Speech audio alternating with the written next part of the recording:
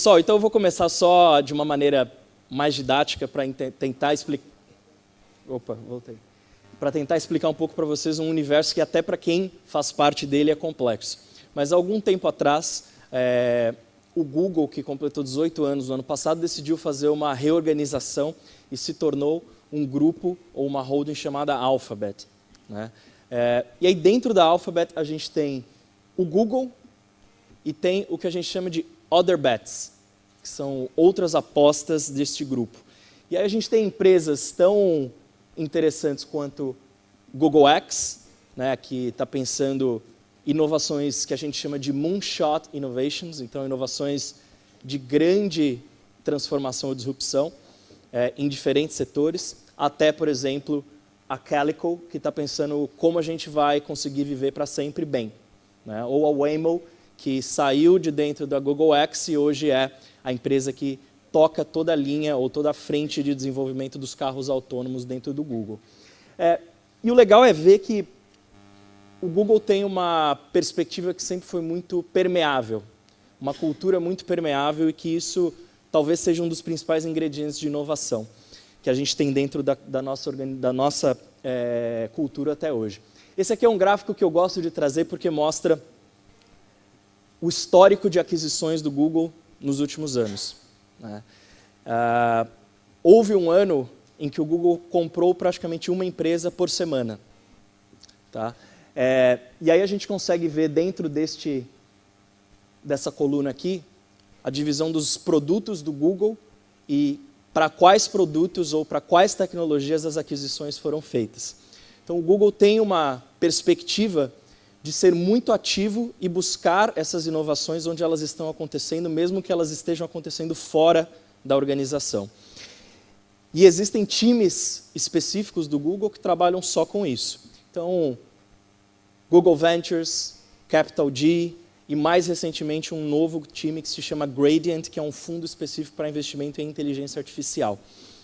O meu time, que eu lidero, eu vou falar um pouquinho para vocês para frente, ele é um time que nasceu dentro deste campo, que é o time de Corporate Development. Então, a gente trabalha justamente com essa aproximação com ecossistemas de inovação e startups, justamente pensando ou buscando ou tentando entender o que está acontecendo de inovação pelo mundo.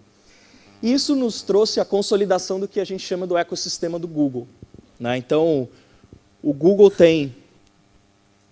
Já são mais agora, mas o Google tem estes produtos aqui, são 8 produtos, que tem mais de 1 bilhão de usuários ativos todos os meses, tá? Quando você olha aquele número imenso de aquisições, todos eles foram produtos que foram adquiridos, ou principalmente talentos de inovação que foram adquiridos para irrigar este ecossistema de produtos que o Google tem hoje, tá? E aí, isso vai fazer um pouco mais de sentido quando eu for contar a nossa história aqui no Brasil também. Mas é fato que os desafios que a gente tem hoje, eles são muito mais complexos do que aqueles que o Google sozinho tem condições de resolver, mesmo tendo um portfólio de produtos tão abrangente e com tanta penetração.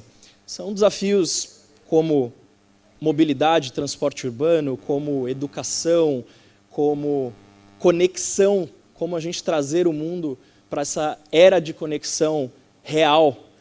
E desafios como os que a gente está falando aqui durante toda essa manhã e toda essa tarde. Então, a sustentabilidade também como um grande desafio. A grande questão que eu acho que é a beleza do mundo que a gente vive e que a gente tem que se aproveitar dessa oportunidade é que, diferentemente de algumas décadas atrás, o campo de jogo mudou. E o campo de jogo mudou, na minha opinião, para melhor.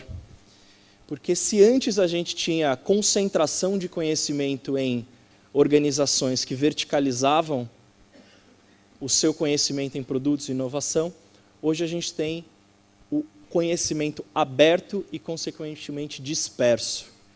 E isso é algo muito poderoso. E é nessa perspectiva que o Google trabalha com boa parte dos seus produtos. O Google tem uma característica que a gente gosta de trabalhar com comunidades. E aí eu vou falar de comunidades muitas vezes nessa apresentação. A gente gosta e a gente acredita muito em comunidades, por exemplo, que são capazes de resolver juntos, de maneira colaborativa, desafios tão complicados quanto de mobilidade urbana. E aí o Waze é um dos grandes exemplos de como a tecnologia consegue conectar pessoas e pontos ao redor do mundo para resolver juntos um problema complexo como é esse de transporte nos espaços urbanos. Ou criadores de conteúdo. Hoje, qualquer pessoa é um criador de conteúdo. E aí, a comunidade de criadores de conteúdo talvez seja a que mais teve desenvolvimento, e aí o Brasil é um dos líderes deste tipo de comunidade nos últimos anos. Não à toa, e aí se vocês tiverem tempo, eu convido vocês a saírem do museu e irem para o YouTube Space, que é um espaço do Google que a gente criou há pouco mais de 2 meses, justamente para ser um espaço agregador dos criadores de conteúdo aqui no Rio de Janeiro e no Brasil. Ou a comunidade de desenvolvedores, que, diferentemente da empresa que o Thiago mencionou, que criou um telefone há 10 anos atrás, a gente faz isso de maneira aberta. Então, somos mais de 15 milhões de desenvolvedores Androids pelo mundo, que já passam de 2 bilhões de usuários de Android pelo mundo. Então, essa é uma perspectiva muito forte dentro da cultura do Google e dessa perspectiva de colaboração que a gente acredita que as comunidades são capazes de impulsionar.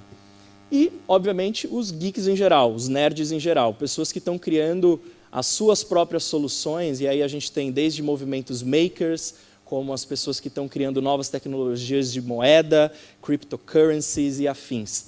E tem um grupo que é o grupo que eu particularmente mais gosto, porque é o grupo que está no meu dia a dia, que são os empreendedores.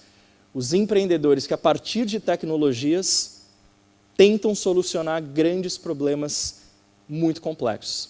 E aí eu gosto muito dessa foto aqui. Não sei se vocês conhecem, mas esses dois são Sergey Brin e Larry Page. Esses são os 2 fundadores do Google. E essa é uma foto do momento em que eles tomaram a decisão de transformar uma pesquisa acadêmica desenvolvida como parte de um doutorado em ciência da computação em Stanford em uma empresa. E aí eles saíram dos dormitórios de Stanford e mudaram para o escritório que, na verdade, era a garagem da Susan Jovovich, que hoje é a CEO do YouTube, e era amiga dos 2 de universidade. E aí a gente pode parar e pensar, falar assim, mas... E é uma coisa que o Larry fala bastante. Mas eles deram sorte, deram muita sorte. Mas o fato é que o lugar onde eles estavam inseridos também foi determinante para que essa sorte virasse algo muito concreto. E conversa um pouco com o que o Davi trouxe. Né? Talvez só o dinheiro ali existente no Vale do Silício não fosse também suficiente, mas o mindset, o ambiente intelectual, a perspectiva de criar algo que fosse realmente impactar 1 bilhão de pessoas, mentores suficientes para ajudá-los ao longo dessa jornada, foram fatores fundamentais para que o Google se tornasse o que veio a se tornar. Então, é fato que o ambiente onde a gente está tem influência direta sobre o potencial realizado daquela oportunidade que a gente está tentando se valer. E aí, a boa notícia é que, até em função daquele conhecimento aberto que eu mencionei para vocês, hoje, esse campo de jogo do empreendedorismo e da criação de tecnologia aplicada a negócios inovadores também mudou. E hoje, apesar de termos concentrações ainda em determinados ecossistemas, mas isso está espalhado pelo mundo inteiro. E é justamente esse potencial que a gente acredita quando a gente olha o trabalho que a gente vem fazendo ao redor do mundo. E aqui no Brasil isso tem uma origem muito bacana, que poucas pessoas talvez conheçam, mas que todas as vezes que eu falo sobre esse assunto eu faço questão de ressaltar. E eu brincava com o Davi que talvez um fator determinante para o Google estar no Brasil foi a ousadia de pessoas como o Guilherme, como ele, e principalmente dos fundadores que lá no início dos anos 2000, decidiram criar uma empresa. Então, alguns professores da Universidade Federal de Minas Gerais decidiram criar a Aquan. A Aquan vem do tupi-guarani, quer dizer ligeiro. E, basicamente, nascido dentro do Departamento de Ciência da Computação da UFMG, eles desenvolveram uma tecnologia de busca que, ao longo dos anos, foi crescendo e se desenvolvendo, se tornando um negócio muito maduro, que chegou a ter quase 30% do mercado de buscas da América Latina.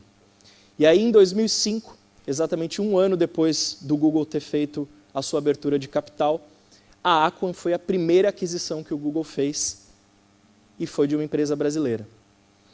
Isso tudo fez com que a presença do Google se tornasse não só maior, mas muito mais qualificada no Brasil.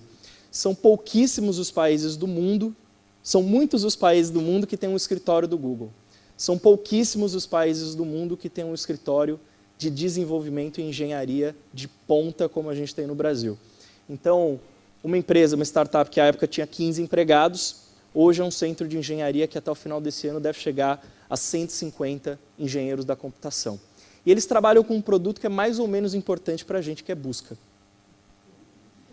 Então, se vocês tirarem seus celulares do bolso e quiserem buscar, por exemplo, um restaurante perto do museu, esse mecanismo de local search é 100% desenvolvido em Belo Horizonte. Se vocês quiserem pesquisar de maneira qualificada e confiável algo relacionado à saúde, então, eu brincava aqui com o professor Bertia, que é o diretor de engenharia, que antes você procurava dor de cabeça, a internet falava assim, tumor no cérebro. Tá certo, diagnosticado. E o Google fez um trabalho muito forte de criar essa plataforma do Google Health, justamente para dar maior confiabilidade a essas informações de saúde e ajudar uma massa populacional que acessa o Google justamente buscando esse tipo de informação. E 100% disso é desenvolvido em Belo Horizonte. Não apenas para o Brasil, mas para o mundo inteiro. Então, para a gente é um motivo de muito orgulho a gente ter tido a sorte, como diria o Larry, de termos investidores com este mindset e encontrarem empreendedores com o mesmo mindset de crescimento para aproveitar uma oportunidade como aquela.